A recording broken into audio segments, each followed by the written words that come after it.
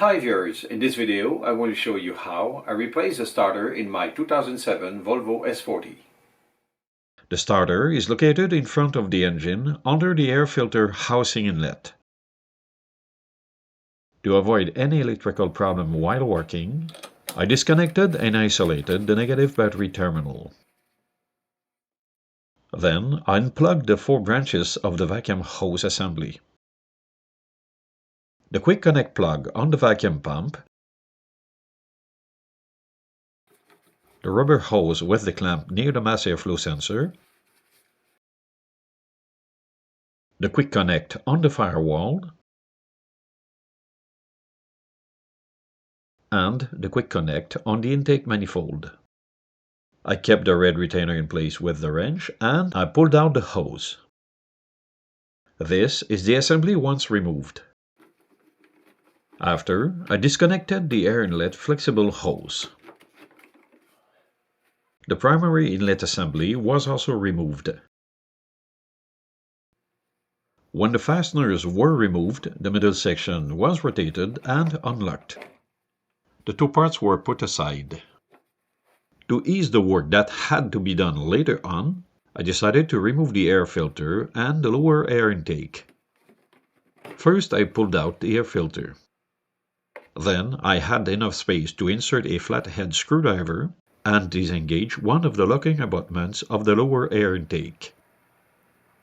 After, I pressed on the locking tab from outside of the assembly while I was pulling and wiggling the air intake.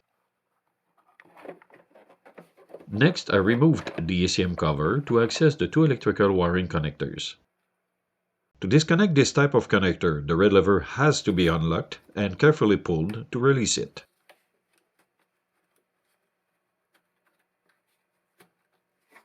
The connector's pins and the sockets should be kept clean until they are reconnected.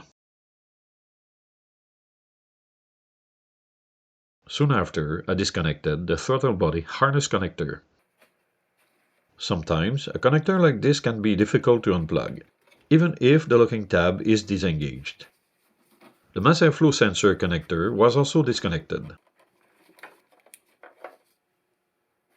Here, you can see the screw that secured the harness cover fitted under the ECM location of the air cleaner assembly. This is a T30 screw. I had to maneuver the harness cover to disengage the sliding retainer in front of the ECM location. I used a long flathead screwdriver to complete this procedure. It is also useful to undo those brackets holding the wiring harness branches to lower them as much as possible. I did spray some penetrating fluid on the small bolts before doing this job. I moved the upper bracket a bit, then I had access to the lower bracket bolt to unscrew it. When the brackets and the inner battery positive cable were free, I lowered the wiring harness branches to get more space in order to remove the air cleaner assembly. The assembly housing has 4 external anchor pins. These pins are inserted in the rubber mounts to hold the parts in place. I slowly pulled up the housing to disengage the pins from the mounts. Those are rubber mounts that were holding the assembly.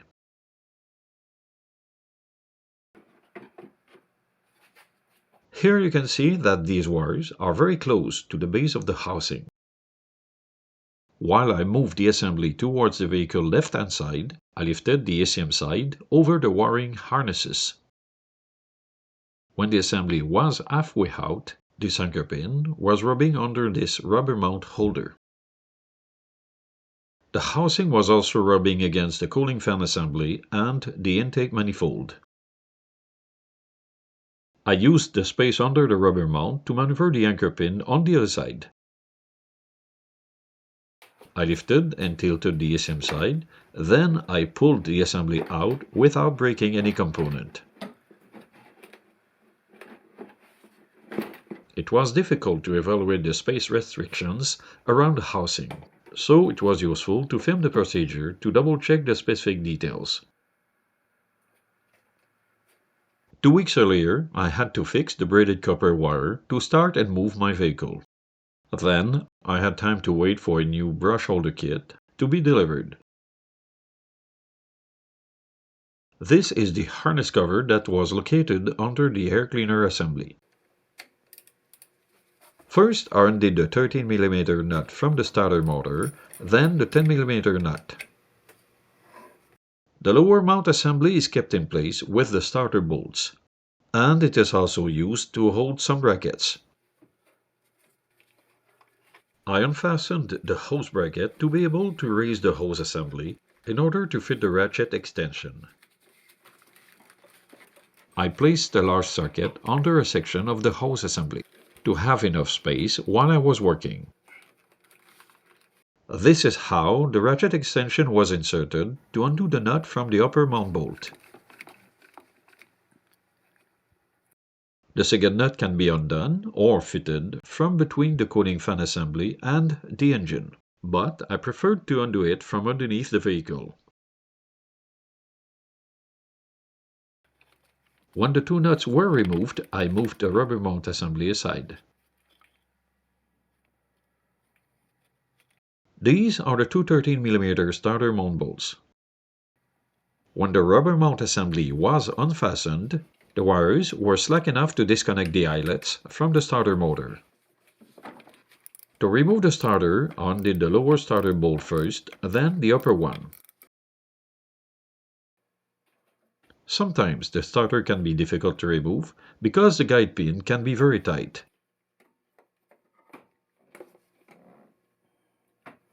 This is the guide pin.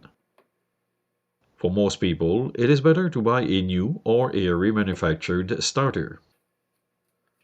Because I had checked and cleaned my starter 2 weeks earlier, I knew I only needed a new brush holder assembly to fix it.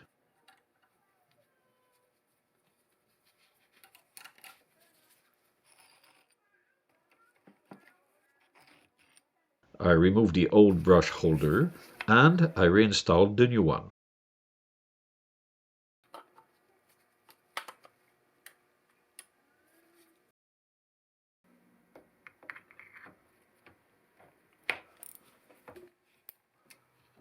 After I tested the motor and the pinion assembly, everything was working fine. This is how the area looked without the starter. I roughly placed the starter using the guide pin. Then I aligned the two threaded holes with the bolts.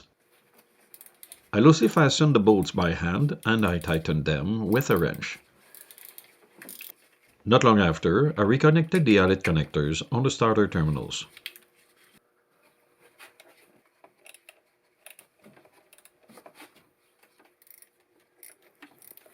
The rubber mount assembly was put back in position to be fastened. I used a vinyl tape to hold the nut in the socket. This is the extension that fitted well under the hose and the wiring harness branches.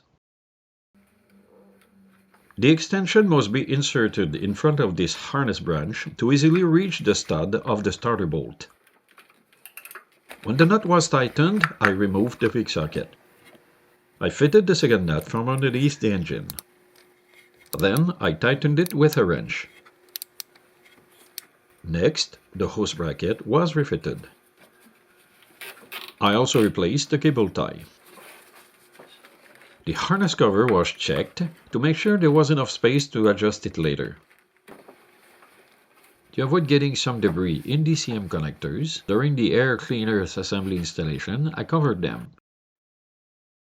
I also watched 2 of my video clips to guide me to refit the assembly without problem. I inserted the air cleaner assembly and I maneuvered it between the intake manifold and the cooling fan.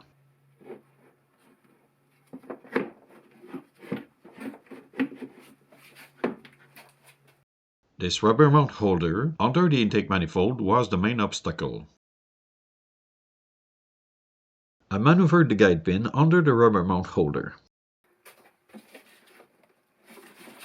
After, it was easy to position the assembly close to the fitting position. When all the parts were properly aligned, I inserted the guide pins in the rubber mounts. I also refitted the throttle body flexible air inlet at the same time. Before reconnecting the ECM connectors, I cleaned the contacts with a deoxidizer spray. I let the connectors dry for about 10 minutes, then I reconnected them. Next, I inserted the front of the harness cover in the slot under the ECM housing and I secured it with this screw. After that, I reinstalled the two harness brackets and this battery cable. The mass airflow sensor connector and the throttle body connector were also reconnected. The coolant hose was routed again with the clip. Then it was time to assemble the components of the air cleaner assembly. The lower air inlet, the ECM sliding cover, the air filter, the middle and upper air inlets, and all the branches of the vacuum hose assembly.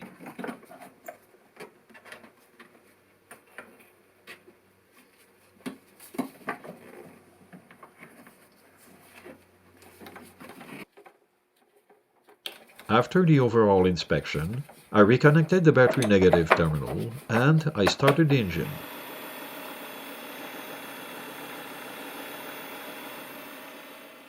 Removing or refitting the air cleaner assembly can be problematic, so make sure you have good lighting to avoid obstructing some anchor pins with the rubber mount holder.